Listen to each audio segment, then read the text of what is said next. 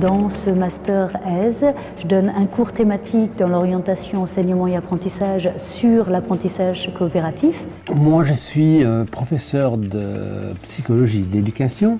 Comment faire lorsqu'on intervient, soit en tant que professionnel finalement de l'éducation, pour travailler avec ces publics qui ont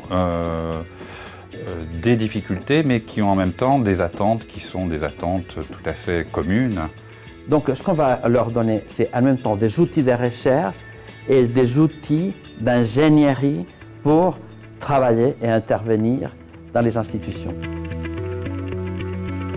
Alors le Master ES, qui est un master en sciences d'éducation, donc analyse et intervention dans les systèmes éducatifs, ça offre une formation qui est polyvalente, qui permet aux étudiants d'avoir à la fois une formation théorique, notamment dans l'enseignement et l'apprentissage, mais également dans éducation et société, donc ils choisissent une de ces deux branches.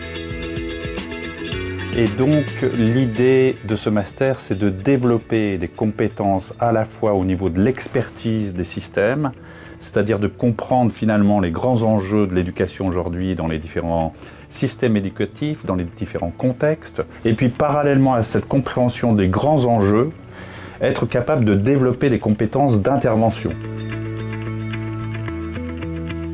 Alors on a des étudiants qui sont des personnes qui travaillent, qui sont en poste et qui viennent chercher un complément de formation, des connaissances plus approfondies dans une de ces deux orientations. Et c'est un public plus large. Pourquoi? Parce qu'on a une partie d'étudiants venant d'autres pays qui ont déjà une licence ou une maîtrise en sciences de l'éducation et qui souhaitent compléter sa formation ici à Genève, où je pense que nous sommes une des institutions qui rayonne au niveau de la recherche en sciences de l'éducation.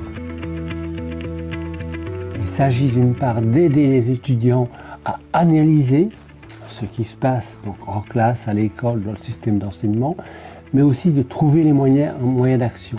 Analyser, ça veut dire avoir des outils conceptuels, des théories, regarder les choses avec un œil d'expert. Alors ces étudiants peuvent travailler finalement dans toutes les organisations qui ont besoin de cette dimension d'expertise dans le domaine de l'éducation.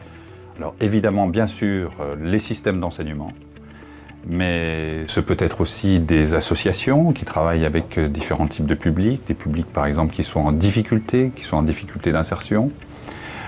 Ça peut être aussi bien sûr les organisations internationales qui développent des projets axés sur l'éducation, notamment dans les pays en voie de développement.